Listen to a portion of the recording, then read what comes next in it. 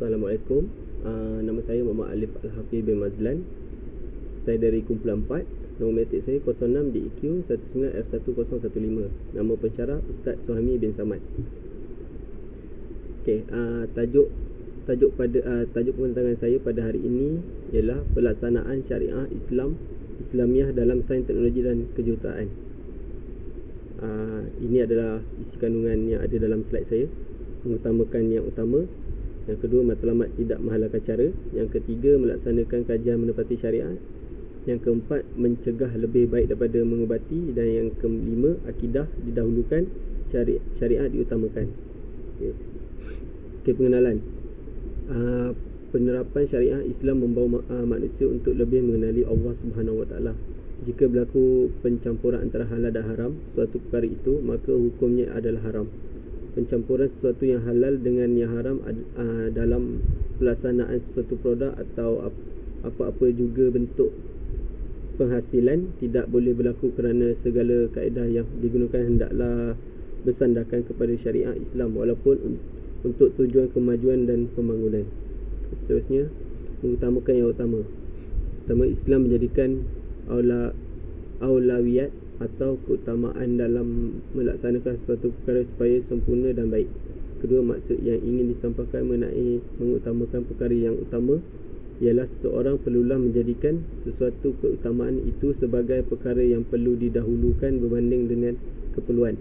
Yang ketiga, Islam mengajarkan umatnya agar mengutamakan kepentingan ramai adalah wajar didahulukan daripada mendahulukan kepentingan individu itu sendiri. Keempat, sebarang kegiatan dalam bidang sains, teknologi dan kejuruteraan perlulah memberikan keutamaan memeliharakan peranan syariah dalam sains dan teknologi. Akhir sekali, sains, teknologi dan kejuruteraan hanyalah sebagai alat untuk mencari keredaan Allah Subhanahu Wa Taala, iaitu satu bentuk ibadah dan pengabdian yang mempunyai fungsi dari aspek rohani dan sosialnya. Justru saintis terdidik dengan roh Islam akan menjadi kajian-kajian saintifiknya sebagai wasilah untuk mendekatkan diri kepada pencipta. Seterusnya, matlamat tidak menghalalkan cara. Yang pertama, Islam mengakui tentang keperluan untuk membuat kajian terhadap alam dan setiap kejadian dan penciptaan Allah Subhanahu Wa Taala. Kedua, manusia dibenarkan untuk meneroka daratan, lautan dan ruang udara bagi tujuan pengimarahan alam. Segala ciptaan dan penemuan inovasi yang melibatkan teknologi dan kejuruteraan ialah bukti kehebatan akal manusia demi keperluan dan kemaslahatan hidup manusia.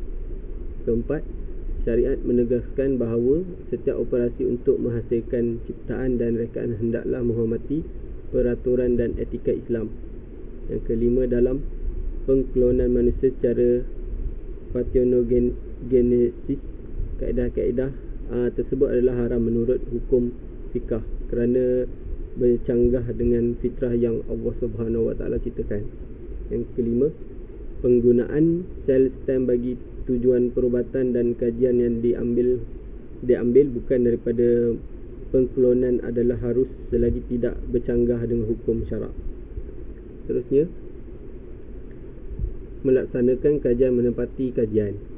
Pelaksanaan syariah dalam sains, teknologi dan kejuruteraan mengutamakan nilai keagamaan yang lebih fokus kepada etika dan adab dalam usaha membangunkan alam. Yang kedua, peraturan dan hukum yang melibatkan halal, haram, sunat, harus dan makruh serta subahat hendaklah menjadi asas rujukan dalam pelaksanaan setiap proses kerja dan aktiviti dalam mencapai sebuah kemajuan dan pembangunan negara. Seterusnya, sebarang ciptaan, penemuan, kajian dan penyelidikan sewajarnya mengambil kira tentang kepentingan prinsip dan etika syariat Islam. Keempat, suatu proses kerja ataupun aktiviti yang hendak dibangunkan perlu melihat kepentingan prinsip syariat Islam. Dan sekali, setiap hukum perlu diseimbangkan untuk menjalankan aktiviti atau kajian serta penyelidikan supaya tidak melanggar batas dan etika Islam. Okey, slide seterusnya, mencegah lebih baik daripada mengubati. Yang pertama, prinsip pencegahan yang diminta oleh syariat Islam adalah untuk menolak dan mengelak berlakunya kerosakan. Yang kedua, Islam mengharamkan perbuatan mendekati zina. Larangan perbuatan yang boleh membawa zina ialah yang dianggap sebagai langkah-langkah pencegahan bagi mengelakkan daripada berlakunya perbuatan zina yang seterusnya menjadi punca lahirnya anak luar nikah. Yang ketiga, penggunaan aplikasi dan teknologi maklumat telah berleluasa dan berkembang pesat. Pengurusan maklumat perniagaan contohnya. Maklumat ialah segala-galanya sehingga timbul teori kompetitif intelligence, menekankan kepentingan maklumat untuk tujuan persaingan meskipun secara tidak halal. Perkara ini perlulah dicegah dari awal agar persaingan yang tidak halal dalam perniagaan ini tidak wujud.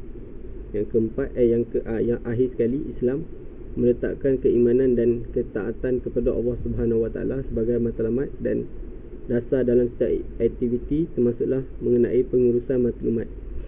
Pelbagai bentuk maklumat atau berita yang berunsur fitnah dan tidak benar terdapat dalam maklumat dan secara tidak langsung akan mempengaruhi orang yang membacanya. Prinsip mencegah sewajarnya menjadi elemen utama para saintis, teknokrat dan jurutera melaksanakan tugas mereka. Okey, seterusnya, akidah didahulukan, syarat diutamakan. Pertama, akidah merupakan tunjang bagi terbentuknya insan terbaik di sisi Allah Subhanahu Wa Taala. Yang kedua, syariah ialah peraturan Allah Subhanahu Wa Taala untuk dijadikan panduan hidup bagi mengundang rahmat dan berkat. Ketiga, integrasi pelaksanaan akidah dan syariah akan melahirkan keadaan yang harmoni bagi membangunkan modal insan dan pembangunan negara. Pelaksanaan aktiviti sains, teknologi dan kejuruteraan haruslah mendahulukan keperluan akidah sebagai teras pengurusan dan segala bentuk penyelidikan. Okey, itu sahaja dari saya. Terima kasih.